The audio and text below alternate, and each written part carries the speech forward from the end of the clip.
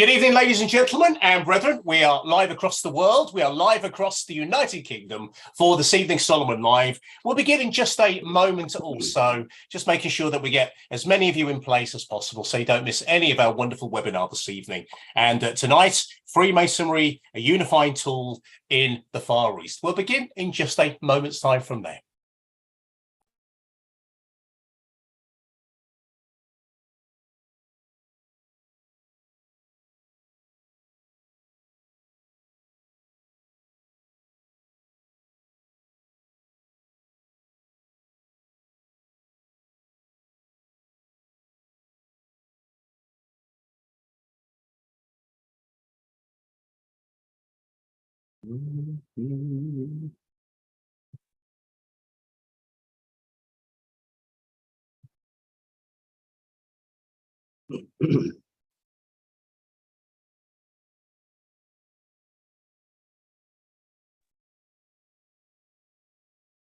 Good evening, ladies and gentlemen and brethren. Welcome to this month's Solomon Live. My name is Brodie. I have the honour of being the Provincial Communications Officer for the distinguished province of Worcestershire and also the host of these monthly webinars of engaging Freemasonry conversation. And in typical fashion, if you have any questions for our very special guest this evening, you can submit them via our question and answer facility. And I'll do my very best to answer as many of them as I possibly can in the next 45 minutes or so. So without any further ado, let's welcome our very special guest this evening, Right Worshipful Brother Dato Jayaraj Ratnaswamy, and this evening, Freemasonry, a unifying tool in the Far East. Sir, how are you? I'm very good, Brodie. Good evening to you. Good evening, brethren and ladies, gentlemen. For some of you, it'll be good morning. Whichever way it goes. It's only 2 a.m. over here at this time. And we've got some very dedicated Freemasons watching us across the world with the different time zone. And sir, you and I know each other now. Do I have permission to call you Raj? By all means, no worries, Brodie. That is wonderful. By the way, usually this time of year, we're competing against the British summertime, but we haven't got that problem at the moment, Raj, because the weather hasn't been too great. Whereabouts are you at the moment? I'm in Kuala Lumpur, actually, at this time. Oh. And do you mind me asking what the average temperature is this time of year? Day temperatures could go up to about 36. Oh, don't rub it in, please. Now, what we like to do, Raj, is get to know you and all of our guests on Solomon Live. So I thought we could begin by doing that first of all. So tell us about your journey in Freemasonry. Why did you become a Freemason in the first place? Okay, that's a very interesting question. Incidentally, if I were to go back, when I first started, I didn't have any idea what Freemasonry is all about. Yeah, it's just that one of the days, my wife's uncle called me and told us that dress up formally and come for a banquet, and off we went, and not knowing that it was the ladies' night. Yeah. Thereafter, a couple of weeks later, he called me. He said, formal interview. I said, what interview? And he said, don't worry about it, just come. In those days, they don't tell you what it's all about anyway. So there I was. I ended up at the interview and absolutely no idea what Freemasonry is all about.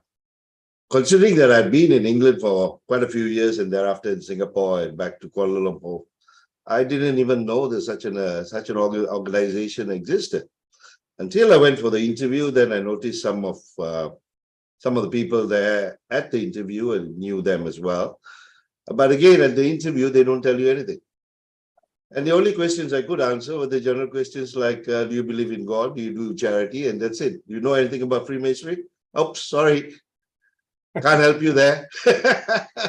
That's how it all started. That's how it was in those days, because nobody tells you what it's all about. You come, and they always say, come into the organization and then find out for yourself. And that's how my journey started. And I joined a lodge called Negri Sembilan Lodge. It's in Seramban. It's about 30 kilometers from where I used to live. It's about 60 kilometers from Kuala Lumpur. And that's where I was initiated. So when you talk about my journey to Freemasonry, yep, it's really, for want of a better word, blindfolded would be the way to go. So, that's how I started. Yeah. so those are those humble beginnings. But let's get right up to date. District Grandmaster of Eastern Archipelago. What a massive honour to have that bestowed upon you. How did that happen, Raj? Actually, that's another very interesting question.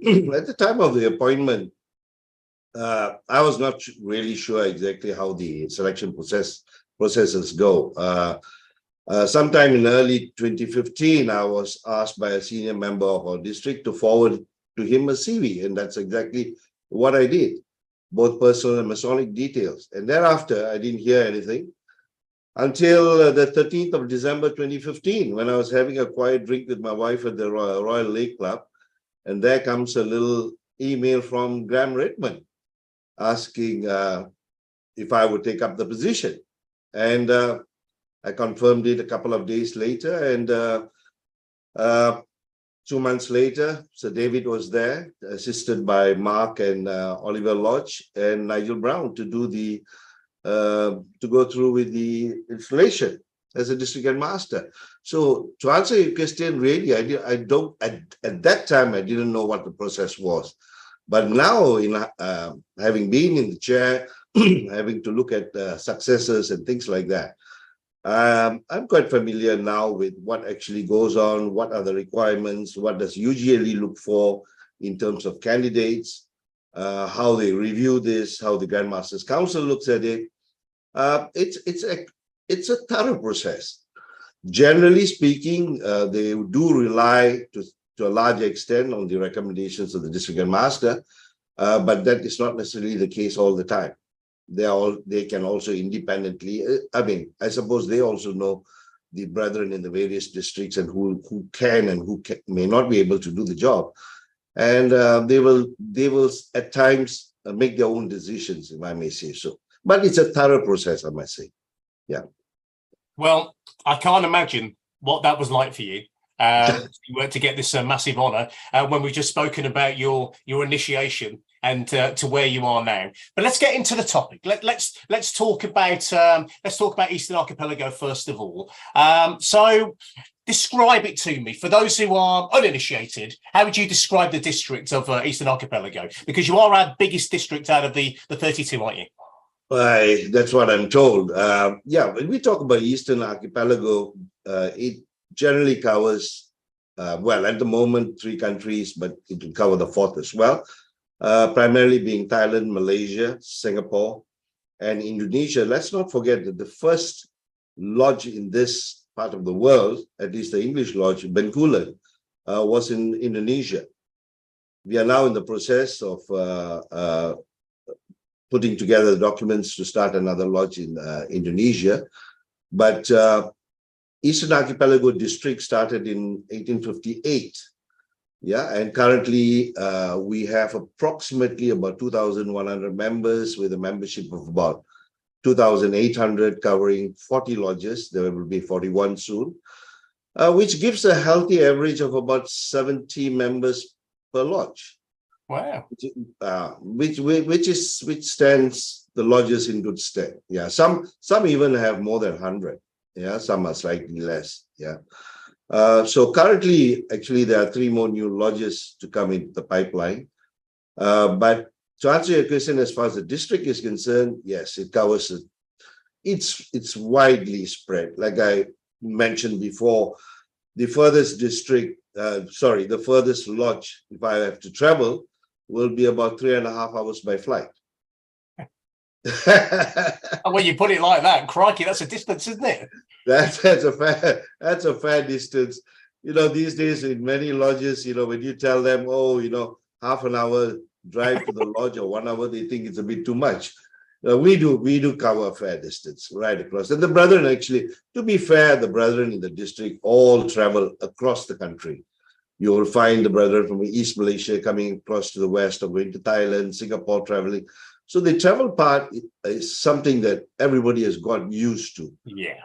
Although, you know, when we compare with those from the provinces, we actually cover a long distance. I think the other districts that do cover such long distances are South Africa and India and the likes. Yeah. So that's what we are as far as the districts are concerned. We got at the moment registered 40 lodges and 20 chapters to look after. Yeah. So you mentioned the size of the district and the distance apart when it comes to travelling. What kind of members have you got, Raj? Because we often say, don't we, in the UK especially, our brothers come from all walks of life. Is that the same in Eastern Archipelago? Yes and no. We must understand the psychic in this part of the world or in Asia in general. Yeah. Yes, our book of Constitution always talks about anybody being able to join a lodge, and we should not discriminate anyone. But having said that, in reality, there are always some practical criteria that needs to be met. One of the primary things that we have as far as Masonic activities is charity. Yeah. So when we look at a brother joining or an individual joining, we must make sure that he is one of means. It's going to be difficult if he comes and joins in and then he finds that he's not able to assist where there's a call on charity, and we do not want to embarrass them. Yes. Yeah. But at the same time, we also have a situation where an individual can be a person of means, but that doesn't necessarily mean the person will be able to stand and talk to everybody, be comfortable with everyone, and so that is another thing that you need to take into consideration. You may have the means, but you may not have that relevant personality that makes you feel comfortable in an environment. See, we have also taken it further. We looked at, we're always trying to engage and bring the ladies to be involved in our activities. So before we look at even a brother, we also have to look at the ladies. We don't want the wives to be uncomfortable. Yes. We don't want anybody to be uncomfortable. So to answer your question, yes, anybody can join, but at the same time, these are practical realities that we must address. The person is comfortable, he has the money, he's able. I mean, we don't want somebody to join and then become a burden to the lodge itself. So, and in this part of the world, if you go back time immemorial, even today, to a large extent, it still exists in some parts. It's only who's who in town who joins the lodge or who are invited to join the lodge. I think it's slightly different in the provinces, but here that is the reality. In many of the districts in this part, it's who is who in town. It's slightly lesser these days. In the early days, that's exactly what it was. It was literally who's who in town. Nobody else would be invited. Right. Yeah. Well, you've explained that beautifully. So thank you very much indeed. Made complete sense. So let's talk about one of those things that I love talking about in Freemasonry, because we often say, don't we, that you can go to a different lodge and the traditions are different. You can certainly go to a different province. What's it like? What are the traditions like in Eastern Archipelago compared to, for example, here in the UK? Some of those wonderful traditions that make you really stand out. Right. Let me try and break this up into two parts. One's the meeting, and then the other is the festival. See, when you talk about the lodges in Eastern Archipelago, each of them have their own culture. Culture derived from those who started the lodge. Like, for example, we have got lodges which were what we call the planters' lodge. They started by the planters. We have the miners as well, so those in the middle part of the country, they were miners, so the miner lodge. So we also have the country lodges. We have the city lodges. All of them have got a different culture of its own. Having said that, we also have, you must remember that we come from a very diverse background, both religiously as well as culturally. Yeah, religiously, we have all your mainline religions are all there. Hindu, Christianity, Islam. And then we also have, when we talk about culture, we talk about the Chinese, the Malays, yes, the Indians, then the Europeans who are here, and everybody else. It's a very mixed bag. So when you go to a particular lodge, there are various lodges that have over time evolved and maintain. Like my own mother lodge was a planters lodge, so it's a small planters lodge in a country. So it has that feel, that character. When you go into a planters lodge, small community, close community. When you go to a city lodges are quite different. You have a mixed bag of people, and when you talk about culture, religion, you have got just about everybody who's there. So in that sense, they become a much more broader base, so to speak, as opposed to country lodges and and specialized, like I said, planters or miners and the likes. Quite different culturally, each of them, I must say. If you go to East Malaysia, for example, the way the brethren in East Malaysia look at things is quite different. They are very, very close-knit community, very close indeed. That may not necessarily be the case in a city. Yeah. Because in a smaller town, they all tend to get together. Yeah. So in the city, it's quite different. And you mentioned splitting it up into two categories. Is the other category the festive board? Yeah. So when you come to festive board again, because of our cultural and religious differences, we have various festive boards. For example, a lot of it will also follow the festivals that are celebrated by the different brethren. For example, the Hindu brethren will celebrate Diwali, the Christians will do Christmas, the Malays will do, during the Hari Raya, they will have. So during those periods, during the festive board, even the type of food that is served will be along the lines of what the festival is going to be. If it's going to be Chinese New Year, for example, it'll be very much Chinese food. And they will have the usual, I'm not sure whether you're familiar with the Yisang, but they will have the Yisang and things like that.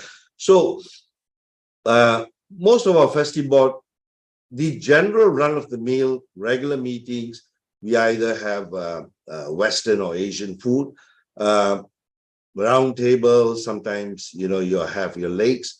But when it comes to festive period, yes, we're always looking for excuses to party. So that's a good enough reason. We will have, like during the Chinese New Year, for example, we will have the dragon dance come in. I remember Sir David, when he was here, we had the dragon dance, and he was really surprised with what we have. During the Punjabis, when they will have the dole drummings and things like that. So different festivals, different things will happen. Oh, it sounds wonderful, Raj. Honestly, it really does sound absolutely fantastic. If that's okay with you, Raj, we'll get to our first question this evening. And Jonathan Swift, evening, Jonathan.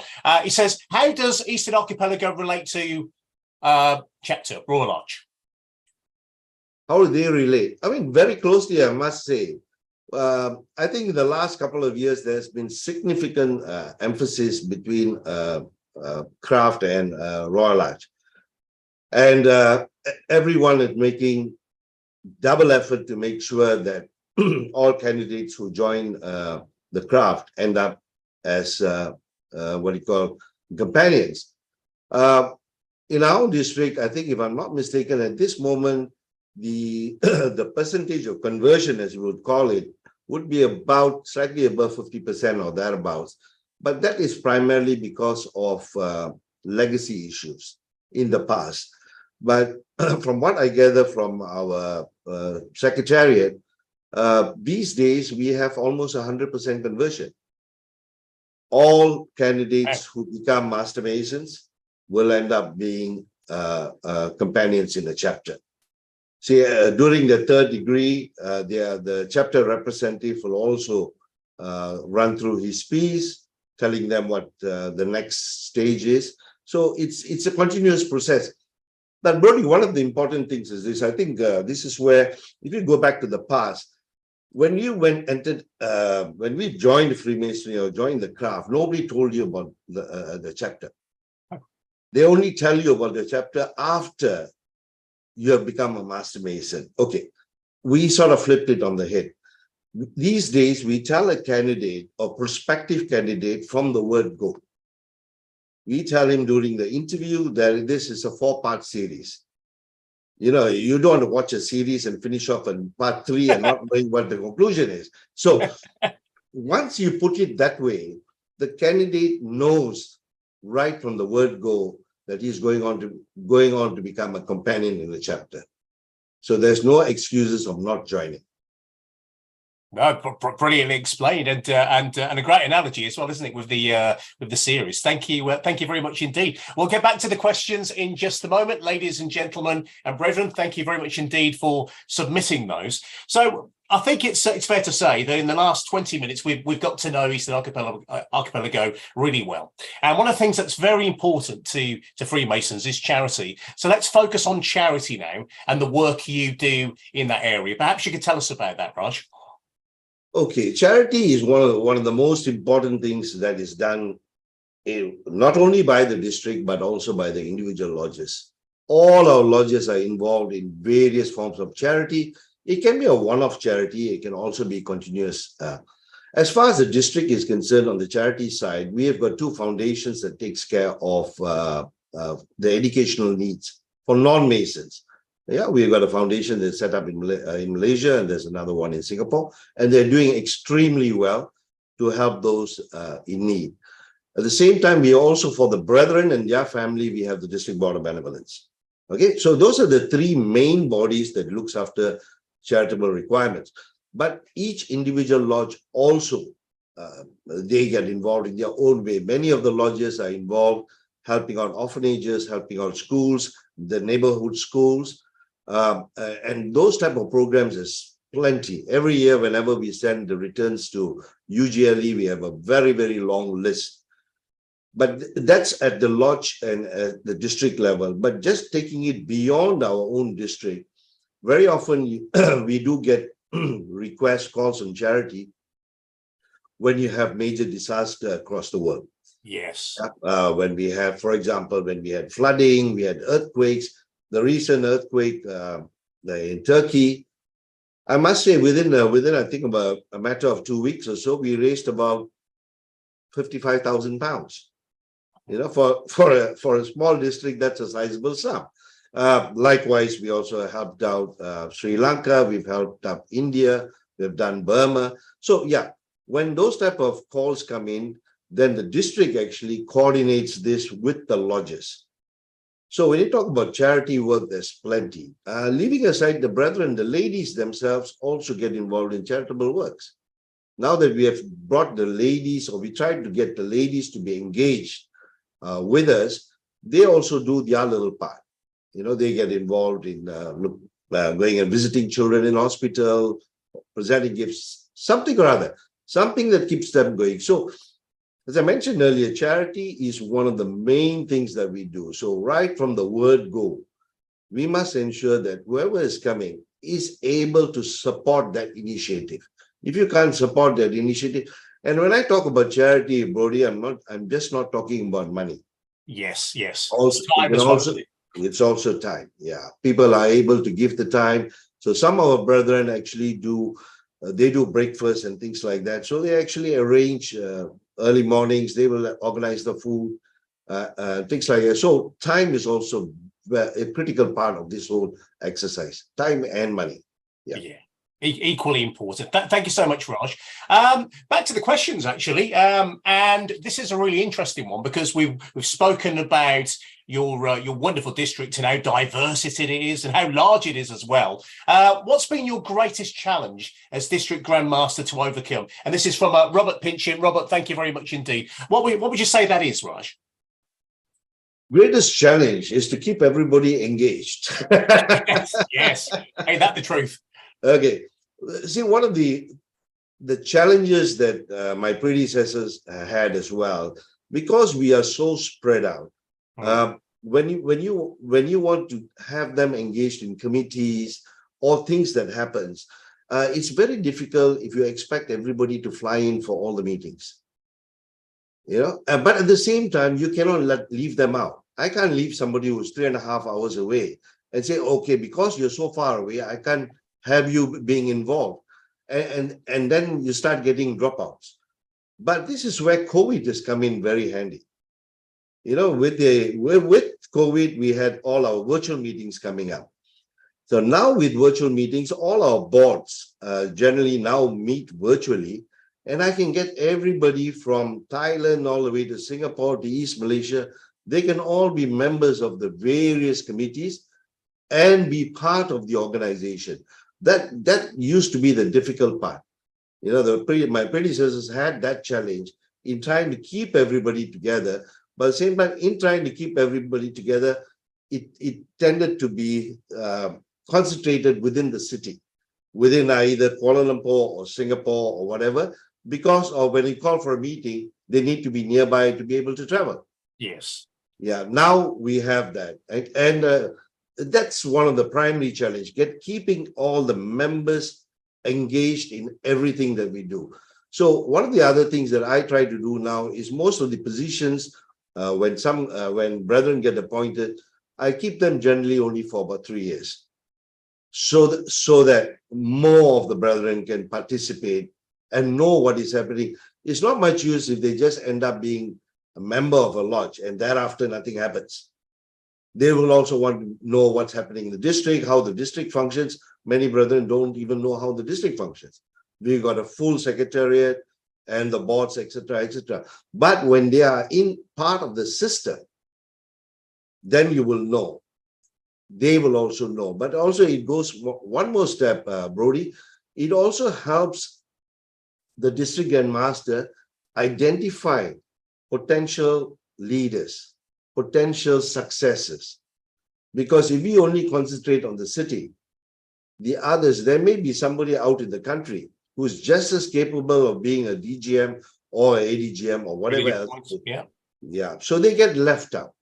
So now with trying to get everybody engaged, we are able to identify those who are capable, and also some who are young and capable. We put them through the system to see how they fare. So that's what we do, Brody. Brilliant. Superb. Thank you, Raj. Richard, or should I say Robert, thank you very much indeed for your question as well. Let's talk about, and this kind of follows on nicely, actually. Let's talk about how you manage the religious and cultural differences across Eastern Archipelago, because one of the things we've learned already is they are vast, aren't they? How do you manage that, Raj? With great difficulty. I can imagine, yeah. You see, like I mentioned, religious side, we've got the mainline religions. Cultural side, again, we have got the various cultures, the Chinese, the Indians, and the likes. One of the common problems that we get in the district is when brethren start thinking, why are only certain individuals from certain cultural group or certain religious group being appointed to positions? Yeah, and I mean, when we talk about appointment to positions, we've got two things we have to bear in mind all the time. One is our geographical spread. Because of the spread, we must try and ensure that brethren from right across the district are appointed in some way or form. Whilst we do that, we also have to make sure, so that takes care of all the lodges across the district. Whilst we do that, we also want to make sure that we take care of all the various cultural groups. We must have a fair balance of Chinese, be it Malays, be it Indians, because if you start to lean towards one particular group, it becomes very unhealthy. Yes. And that's when, I mean, sometimes we find that these type of things happen even at lodge levels. These are things that shouldn't happen. Yes, we try to go on merit, but again, when you talk about appointment by merit, you also have to juggle with this particular issue of cultural differences.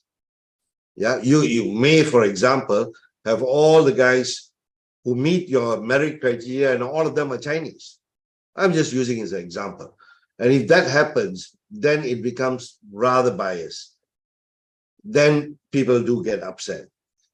So what we try to do is, that's the primary challenge, Brody.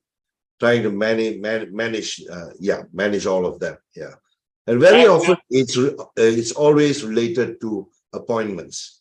Yes, yes. Very often, yeah. That's the one that causes a few issues. And we've also had a few questions actually about, and Jeremy, for example, has asked this: what book is used as the volume of the sacred law for the various ceremonies? I guess that depends on the particular religion, doesn't it, Raj? Yes, yes. So we have all the books on the pedestal. So depending on the candidate, if he's a Muslim, yeah, then he'll have his Quran. The Christians will have the Bible. The Hindus will have the Gita. Yeah, we have all the various books will be there. So whichever book a particular individual or brother takes his obligation, then that particular book is used. Yes. Yeah. Brilliant. And a few people have asked that question, so thank you very much indeed. Now let's talk about how you work. Your district works with other districts as well. Have you got and we're talking about UGLE districts. Have you got a close working relationship with them? Oh yes, very much so. About 10 years ago, or slightly more than that, our current program master, Jonathan Spence, came over, and they started a regional group. So this particular regional group is called the Asian-Oceanic group. So the Asian-Oceanic group covers the districts from India, Sri Lanka, Eastern Archipelago, Hong Kong, New Zealand, all over to Fiji. So with that little group, that group meets once in every 2 years, sometimes 3 years. The COVID years, they got left out. So like recently in June, we had a meeting in Singapore. All the districts were represented by Bengal and Fiji. It gets all the district Grand Masters together, all for us to share our problems and whatever else with UGLE, and also share with one another what the things that we do in our relevant districts. More than that, Brody, what tends to happen because of this close relationship that we have with all these districts. Invariably, for the annual communication or half annual, you will find that the brethren from the other districts all will travel. Right. You know, like, yeah, we go across to India, we go to Sri Lanka, or they will come over. It's in that sense, the districts, because of this regional caucus, as we could like to call it, it has built a close relationship amongst all of them. It's a very much an annual affair, very much an annual affair. You know, that's how it should be, isn't it? And it's all about it's Freemasonry at its best, isn't it? Coming together, sharing that bond, sharing ideas. I think it's a great thing. So those are the districts that we're closely connected with. What about the local non-UGLE districts? Do you work with them? Do you have a relationship with them? Yes, very much so. And again, very, very closely. Like in this part of the world, we have the Scottish, we have the Irish, they are all over. In Singapore, we also have the French. Yeah. So what we have done is we have all worked together. And as far as the English is concerned, I have now encouraged them to join, and which they have joined. They sit on the foundation boards because I want them to be part. I would like to look at Freemasonry in this region as a holistic organization. Yes. Yeah, we don't want to run along saying, oh, I'm English, you're Scottish, and things like that. So we like to bring everybody. So even activities, we have a lot of joint activities between the districts. And again, when we come to things like installation meetings and the likes, we always will have representatives of the Scottish, the English, and when they have the installations, we visit them, the NCOMs. So all in all, right from charitable activities to workings, that very, very close relationship amongst all the non-UGLE districts. Yes, very much so. Oh, but that's good to hear. And once again, important, isn't it? And we must talk about an event that you resurrected, by the way, because you and I were having a chat about this the other week, weren't we? We're talking about the Asia-Oceanic conference. You resurrected that in Singapore, included New Zealand as well. What was that like, Raj? Oh, that's great, because of the COVID period, we couldn't have the Oceanic conference. So this time when we organized it in Singapore, we had the pleasure of the company of Sir David. And we spoke to all the other district Grand Masters, and it was very nice that all of them did come over for the meeting. And like I said, Bengal couldn't join us. because they're not available at that time. But what was interesting, Brody, we had a session with our assistant grand secretary, together with Sir David and all the rulers from the district. We had a meeting, if I remember correctly, that ran from 10 o'clock to 1 o'clock with absolutely no stop. Wow. And we are already running, because I mean, there's so much to talk. There's so much to talk about, each of them sharing either their problems or encouragement in various ways. And we kept going on and on.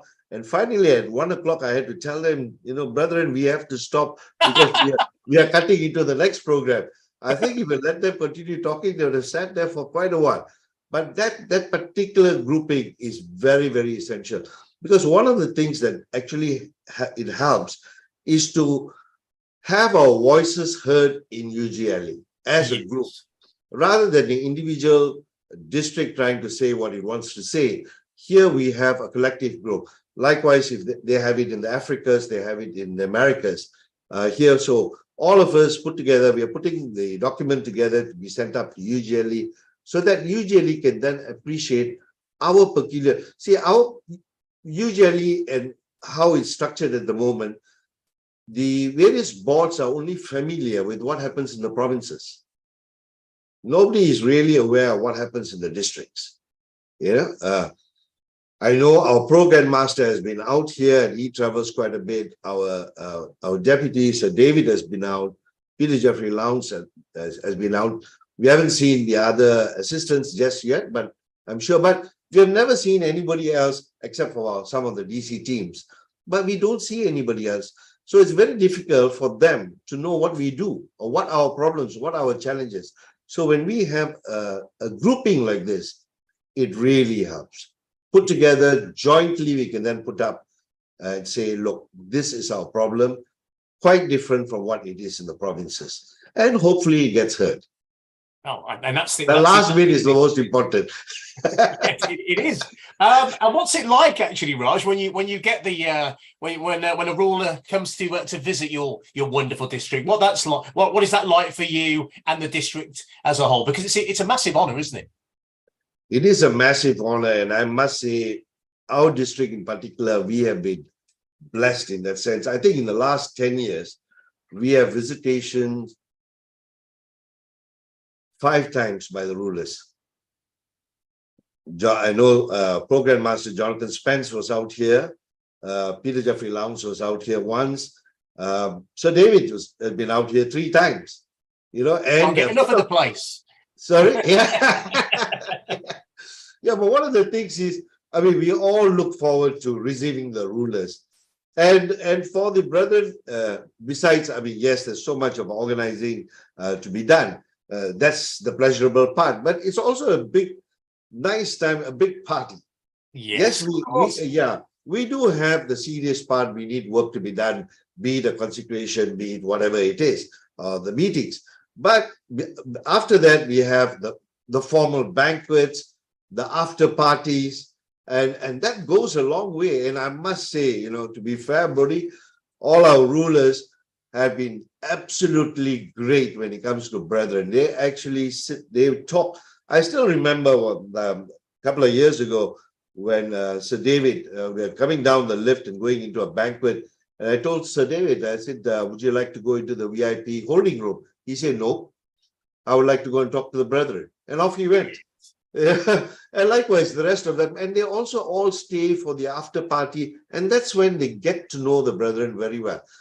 And I mean, sometimes I do really feel sorry for them because they are so tired.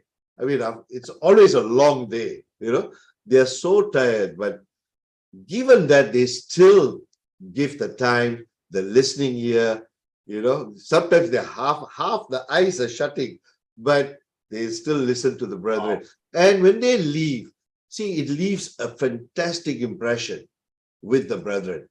And that's why whenever we talk about the brethren from the district visiting the annual investiture, more often than not from the districts, from district point of view, I think we have the largest delegation.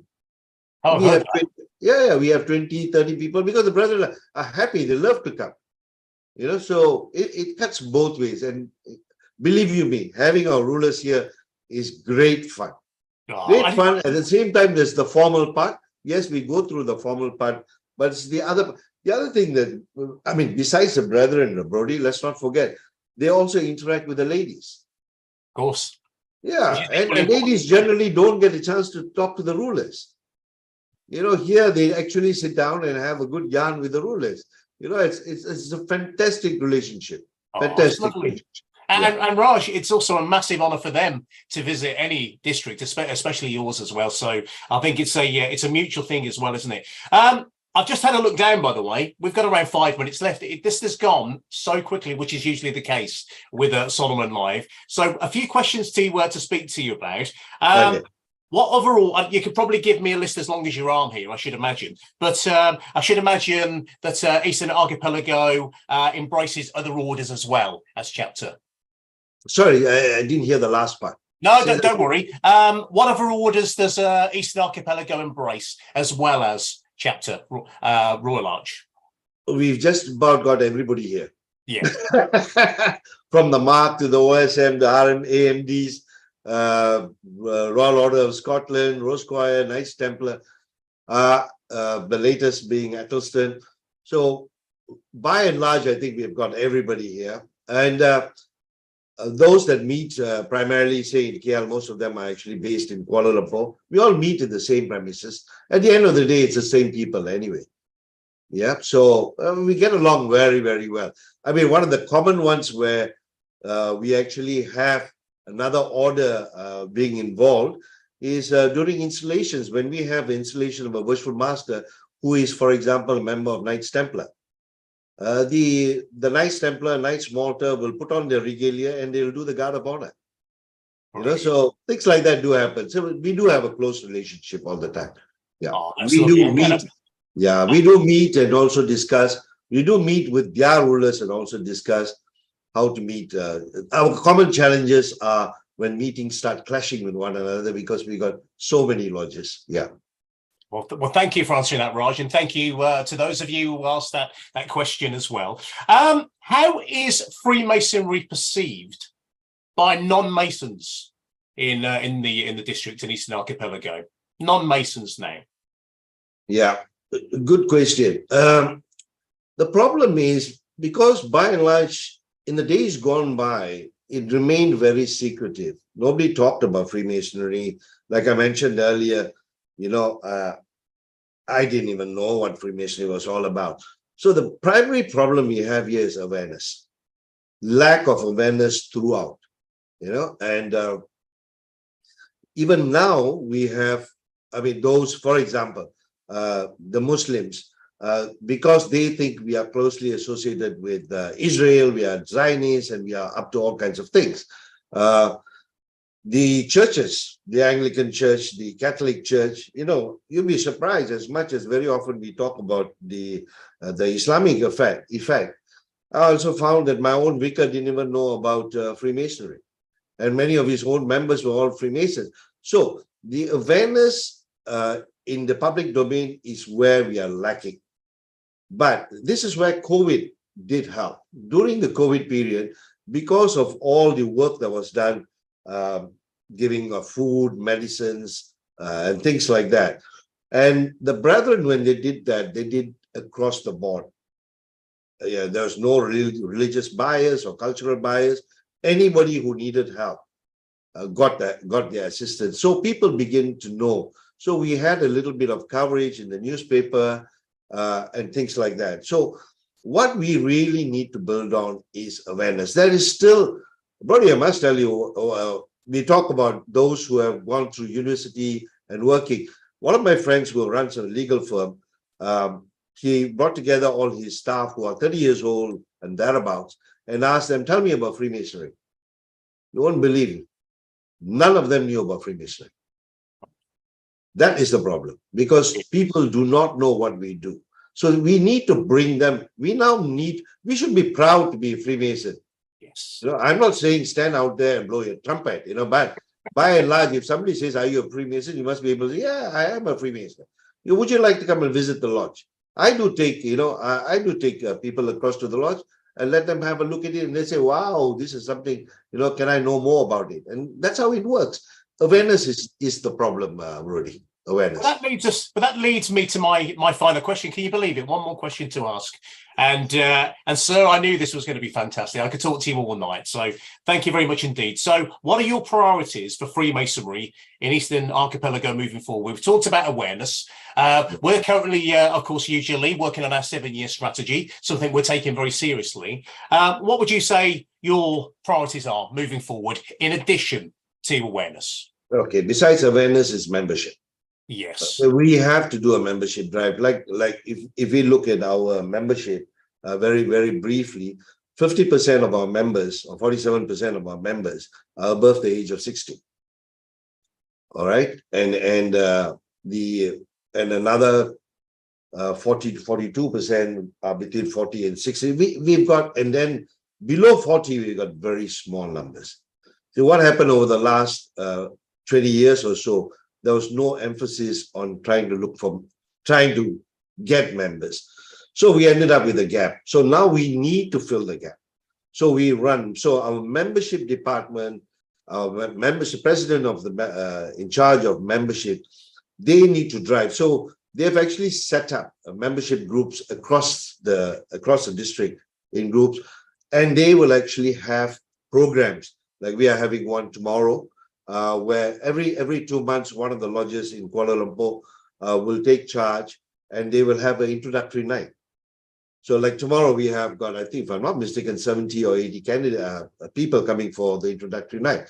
So from there, whenever we have the introductory night, we also make sure that we also request that they bring their wives or partners so that they all are aware of what they're getting into.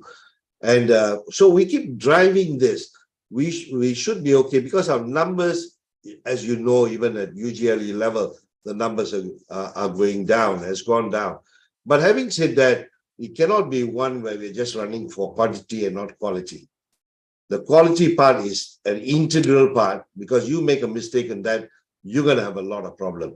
I have generally suggested to all the brethren, very simple equation, just bring one member every 5 years.